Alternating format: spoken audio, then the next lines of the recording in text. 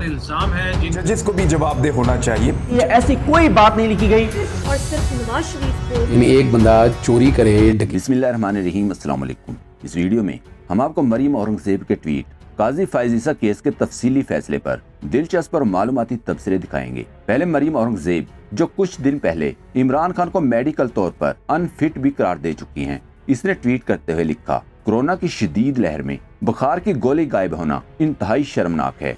याद रखें, नून लीगी कनीजें एक मखसूस कंपनी पेनाडोल को ही बुखार की गोली समझती हैं, जबकि हकीकत में ऐसी सैकड़ों किस्म की बुखार की अद्वियात दस्तयाब हैं, जिनमें वही मसाला इस्तेमाल किया जाता है जो पेनाडोल में है, जिसे पैरासीटामोल कहा जाता है। याद रखें, बुखार की हर दवा में पैरासीटामोल इस्तेमाल किया जाता है। शहबाज गिल ने मरियम औरंगजेब को जवाब दिया, झूठी छोटी बाजी, बुखार के लिए गोली, कमर दर्द का कैप्सूल और करप्शन खाने की वजह से बदहजमी का टीका भी हर जगह मौजूद है। पहले लोग फैसला कर लें, कहीं टीका भी आप लोगों की जगह मलक मकसूद चपड़ासी ने तो नहीं लगवाना, क्या पता दवाई भी आपकी जगह इसी ने लेनी हो। याद रहे, शहबाज शरीफ के मलक मकसूद चपड़ासी के अकाउंट से अरबों रुपए बरामद हुए हैं। स्टेट बैंक बिल पास होने पर हामिद मीर ने ट्वीट किया, हामिद मीर का कहना है कि मेरी जाती राय ये है कि बिलावल को यूसुफ रजा गिलानी के खिलाफ लॉन्ग मार्च करना चाहिए और मौलाना फजलुर रहमान तला महमूद के खिलाफ लॉन्ग मार्च करें। लोग इतने बेवकूफ नहीं हैं जितना अपोजिशन ने समझा हुआ है। अमीन शेर गुराया ने हामिद मीर को जवाब दिया,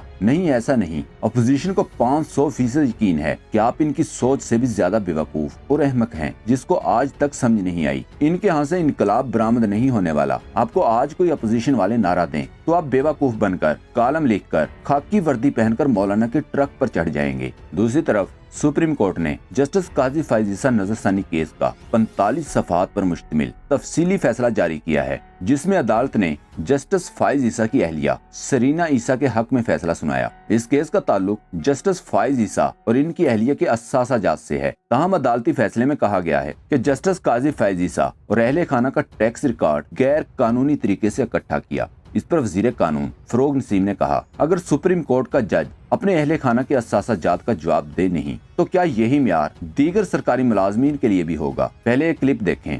आपकी जूरिस्प्रूडेंस रख रहे हैं, अगर ये तय कर रहे हैं कि ऐसी जूरिस्प्रूडेंस होनी चाहिए सर आंखों पे, तो फिर सबके लिए भी करें। मैं सेनेटर हूं तो मेरे लिए भी करें।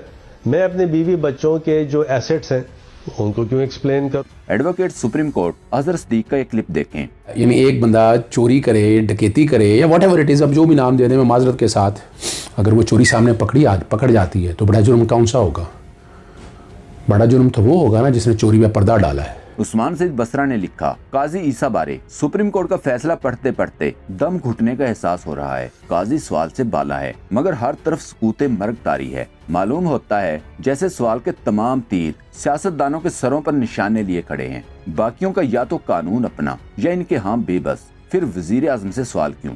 इस पर नून लीगी एहसन इकबाल ने लिखा, सुप्रीम कोर्ट का जस्टिस काजी फाइज ईसा केस में तफसीली फैसला, वजीर कानून, वजीर आजम और सदर ममलकत के खिलाफ चार्जशीट है। मगरबी जमहूरियत होती जिसका इमरान न्याजी लेक्चर देते हैं, वहाँ ऐसा फैसला आया होता तो 24 घंटे में सब मुस्ताफी हो चुके होते। अमीन शेर गुराया ने जवाब दिया, मगरबी जमहूरियत होती तो मुल्क का हाजिर सर्वस वजीर आजम अकामा पर बेटे की कंपनी में मुलाजिम न होता। मगरबी जमहूरियत होती तो हाजिर सर्वस वजीर दिफा दुबई के अकामे पर हुनरमंद मजदूर न होता। मगरबी जमहूरियत होती तो हाजिर सर्वस वजीर दाखिला मदीना में अकामा पर सिक्योरिटी गार्ड न होता। जिसको भी जवाबदेह होना चाहिए, जैसे कि तमाम लोग पाकिस्तान के अंदर अपने बीवी और बच्चों की उन जायदादों के लिए जिम्मेदार होते हैं जो अचानक बन जाएं और बहुत ज्यादा उनके अंदर पैसा आ जाए और वो जस्टिफाई भी ना कर सकें कि ये पैसा हमारे पास कहां से आया है, तो फिर जो पब्लिक ऑफिस होल्डर होता है उसके ऊपर उंगली उठती है कि ये पैसा कहां से आया है। यही वाहिद एक ऐसा आदमी है इस खानदान के अंदर जो बहुत बासर है, तो ये पैसा कहां से आ रहा है, सवालात तो फिर उठ सकते हैं। सोशल मीडिया एक्टिविस्ट इमरान राजा ने लिखा, उलझन में फंस गया हूँ, उम्मीद है कोई मदद करेगा। वकील हो तो जरूर मशवरा दें। कल कला मेरे घर में डाकू घुसाएं और मैं जान पर खेलकर इनको पकड़ लूं तो क्या केस डाकुओं पर चलेगा या पहले मुझे साबित करना पड़ेगा कि कहीं मैंने गलत तरीके से तो नहीं पकड़ लिए। कैसे डाका पड़वाना बेहतर नहीं। टेक्निकल बुनियादों पर काजी फाइज ईसा साहब और उनकी अहलिया को एक तरह से इसमें से बरी किया गया है। कोई सबूत ऐसे नहीं है जो लिखा गया हो कि जी हमने जायजा लिया है उनकी इनकम का, उनके ज़राए आमदन का, और हम मुतमईन हैं कि उनकी वो जो प्रॉपर्टीज हैं यूके के अंदर वो और उनकी आमदन जो है वो मुताबिकत रखती है। ऐसी कोई बात नहीं लिखी गई।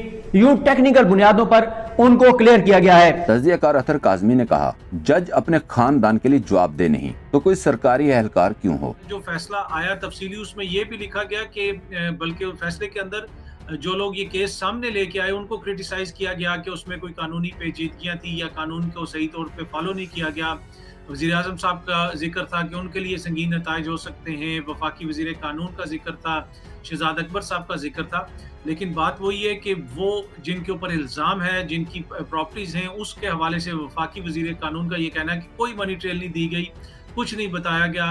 अगर जज अपने बच्चों बीवी की जायदादों के लिए जिम्मेदार नहीं है तो फिर हम किसी और से किस तरह पूछेंगे, फिर तो ये पूरा एहतसाब का निज़ाम ही खत्म हो जाए। खातून एंकर मलिहा हाशमी ने ट्वीट करते हुए लिखा, मुअज़्ज़ज़ जज साहबान को असल मसला ये है कि अगर जज का एहतसाब हुआ तो बाकी तमाम जजों का एहतसाब भी शुरू हो जाएगा और करप्ट अनासर को जमानत देने पर अवाम को जवाब देना पड़ जाएगा, जिससे अदलिया का वकार इसी तरह खतरे में पड़ जाएगा जैसे सियासतदानों को करप्शन पर सवाल करने से जमहूरियत खतरे में पड़ जाती है। अनवर लोधी ने लिखा, सही बात है, जज आर्मी चीफ की तकर्री के मामले से लेकर नस्ला टावर तक और चीनी और सब्जियों के रेट से लेकर मरीजों की जिंदगी की जमानत मांगने तक जिम्मेदार होता है। बस जिम्मेदार नहीं होता तो अपनी बीवी बच्चों का नहीं होता। वकार मलिक ने ट्वीट किया, काश 45 सफ़ों में ये भी लिख देते कि अगर जज रिश्वत अपनी आजाद खुद मुख्तार बीवी को वसूल करवाता है और रिश्वत लेने देने का कोई सबूत नहीं छोड़ा जाता, तो अगर बीवी से जराए पूछने पर पाबंदी हुई तो जज की करप्शन कैसे पकड़ी जाएगी। ऐसे में जज के खिलाफ कार्रवाई का क्या तरीकाकार होगा।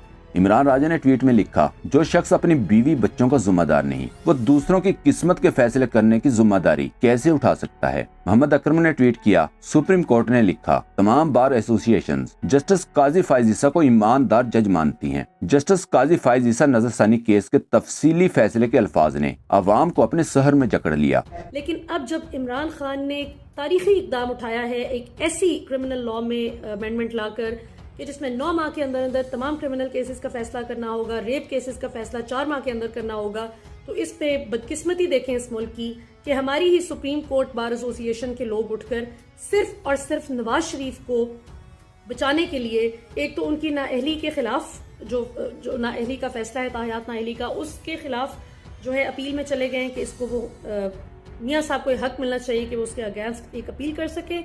और दूसरी बदकिस्मती की बात ये कि जी क्रिमिनल केसेस को 9 माह के अंदर अंदर ना निपटाया जाए। क्यों? अनवर लोधी ने ट्वीट किया, ये पाकिस्तान है, यहाँ जज अपने बीवी बच्चों के मामलात का भी जिम्मेदार नहीं, लेकिन इमरान खान आलमी मार्केट में तेल की कीमत बढ़ने का भी जिम्मेदार है। वकार मलिक ने सवाल उठाया, अगर बीवी खुद मुख्तार है तो क्या जज के मरने पर बीवी को पेंशन भी नहीं मिलेगी।